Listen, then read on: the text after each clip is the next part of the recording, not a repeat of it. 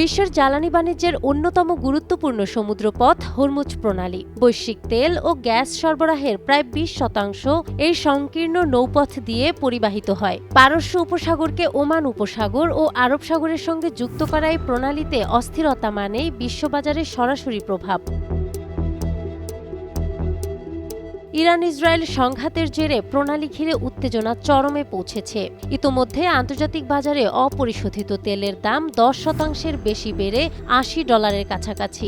বিশ্লেষকরা বলছেন, সংঘাত দীর্ঘায়িত হলে তেলের দাম ব্যারেল প্রতি $100 ছাড়িয়ে যেতে পারে। এলএনজির দামও বেড়েছে 20 থেকে 25%। বাংলাদেশের জ্বালানি খাত আমদানি নির্ভর। দেশের গ্যাস চাহিদার প্রায় 35% পূরণ করা হয় আমদানি করা এলএনজি দিয়ে, যার বড় অংশ আসে মধ্যপ্রাচ্য থেকে। অপরিশোধিত তেলের একটি বড় অংশ আসে সৌদি আরব থেকে, যা হরমুজ প্রণালী পেরিয়েই দেশে পৌঁছায়।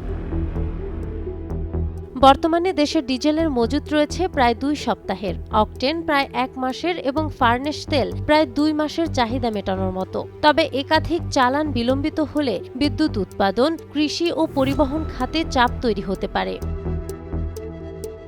সরকার বলছে পরিস্থিতি নিবিড়ভাবে পর্যবেক্ষণ করা হচ্ছে এবং বিকল্প উৎস নিয়েও আলোচনা চলছে। তবে সংঘাত দীর্ঘ হলে জ্বালানি ব্যয় বৃদ্ধি, মূল্যস্ফীতি এবং সামগ্রিক অর্থনীতিতে বড় চাপ তৈরি হতে পারে। সব মিলিয়ে হরমুজ প্রণালীর অস্থিরতা এখন বৈশ্বিক উদ্বেগের পাশাপাশি বাংলাদেশের জ্বালানি নিরাপত্তার জন্যও বড় পরীক্ষা। নাহার বৃষ্টি, টাইমস টুডে।